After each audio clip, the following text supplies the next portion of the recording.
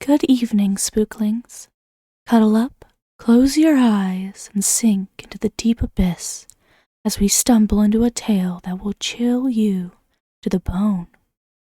The story we have for you tonight, I thought it would be a normal dinner party, then I realized who the main course was, may have you paying closer attention to the behavior of your friends.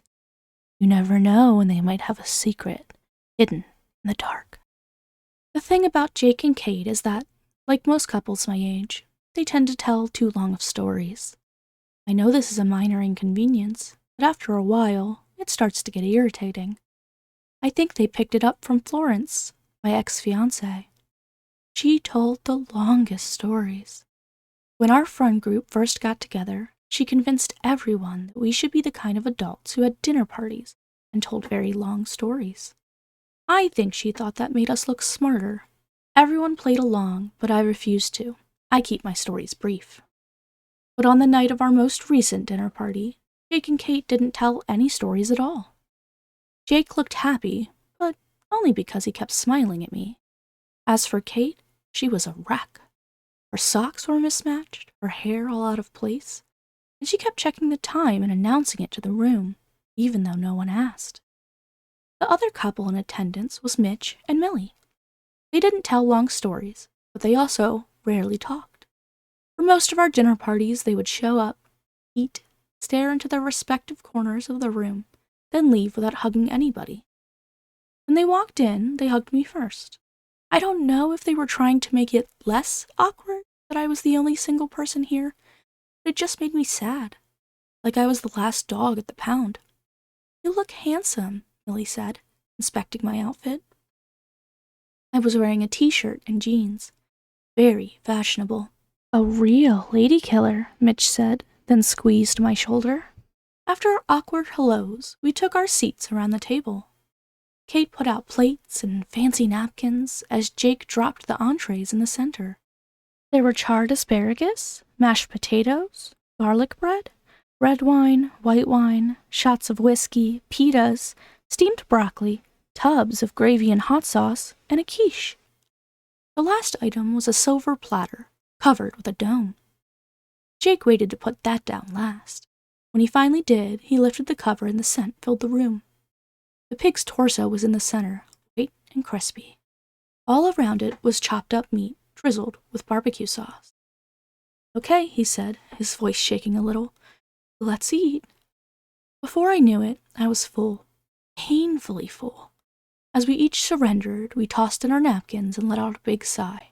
It became a bit of a joke between me, Mitch, and Millie. Jake and Kate didn't participate. They still seemed off. Once we were all finished, Jake raised a glass and clinked it with a fork. "I just want to say thank you all for coming over," he said. "Well, thanks for having us," I said, desperate to fill the quiet. Jake took a breath and looked at Kate. It looked like he was trying to signal something, but she didn't notice. I think she was on her 4th glass of wine. He turned his attention back to the group. "I know things after our wedding got, a little weird," he said. "I know it was tense and awkward and maybe not the best event you've ever been to." "I love the Italian cookies," Millie said. "Oh, and the filet," she offered. "Thank you," Jake said. "But we know there was a bit more to the night than the food." "Oh, I mean," Mike said, then taking a swig of wine. "Honey," Millie said, putting her hand on his arm, "it's okay. She attacked you." My heart fluttered a bit. I could feel my face getting redder, but I kept my focus on the pig torso. The ribs looked different than other pigs I'd seen before, maybe a little thinner. "Florence was definitely in the wrong," Jake said. "I think we can all agree on that. Right, Robert?" Jake looked at me. I nodded. Sure, yeah," I said. He was out of line. I had run through the details every night since it happened. I didn't want to think about it again, but I couldn't help myself. Florence and I were fighting. She said I wasn't showing her enough affection.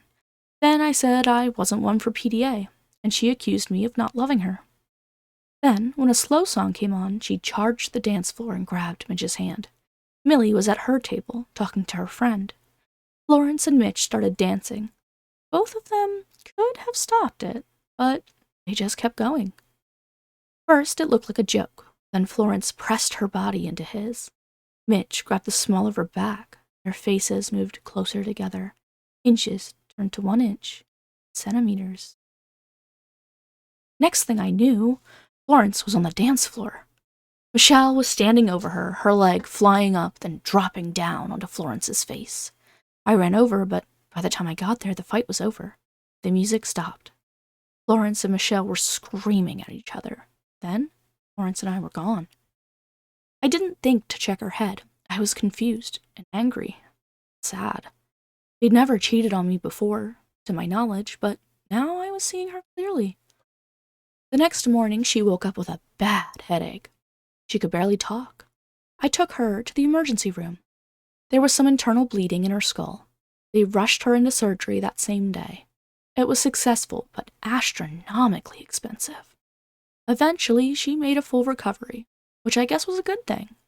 As a courtesy, I waited until she was 100% to call off the engagement. When I said that, she called me a coward, then completely moved out of our apartment a day later. Anyway, Jake said, bringing me back to the present, there has been a... Jake looked to Kate for help. She shrugged, then took a swig of wine. A predicament, Jake said. The words stayed in the air for a moment. Eventually, Michelle broke the silence. What do you mean, a predicament? Jake placed his glass on the table and stood. For a moment, it looked like she was going to cry. Well, Florence, she came over this morning, Jake said. A hush fell over the already hushed room. She what? Mitch asked. Jake looked at Kate one more time. She nodded, ever so slightly, as if to grant him permission. Jake looked back at us. She wanted $100,000, Jake said, or she would sue us for a lot more. We served the alcohol at the wedding. She tried to argue that she was overserved and her injury was a result of that. She said she talked to lawyers who said she could be a millionaire off this. Plus, we just got that money from Kate's mom estate. It would be horrible for us. Florence said this? I asked. A part of me figured she would go to me first. Maybe I never really knew her at all. What did you say? Michelle asked. Her face had gone pale. Well, Jake said, I didn't take it so well, as you can imagine. I invited her in, of course, hoping we could talk this out.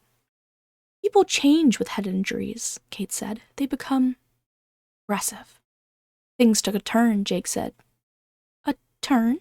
Michelle asked. I started to feel off, a little nauseous. My stomach turned. The lights seemed brighter. I gotta use the restroom, I said, suppressing a gag. As I stood up, Jake put his hand on my shoulder and pushed me back down. Things are going to move quite fast, Jake said, and in my opinion, it's best we work together on this. Mitch and Michelle, you're going to be questioned with the whole wedding thing. And as for you, Jake looked at me, well, you might be the prime suspect, he said. It's always the ex. That's true, Kate said. I'm a... What? What are you saying? Michelle asked, then began to cry. You don't have to know the details if you don't want to, Jake said, but we're all involved now.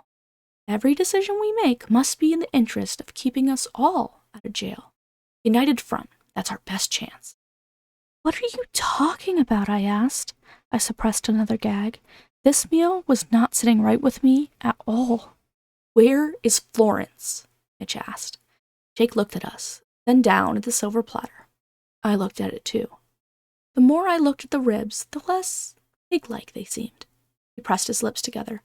Jake, I said, please, just tell us what... Before I could finish, I vomited onto the table. Mitch and Michelle were too stunned to notice. Their expressions had lip. The good news, Jake said, is that hiding the body is usually the hardest part. Now, we just need to work on our alibi. If you like this story and you'd like to hear more, please check out the book it's going to be featured in, 5 Minute Frights Volume 2, which is available on Amazon. You can pre-order it now if you just can't wait to sink your teeth into other frightening tales like this one.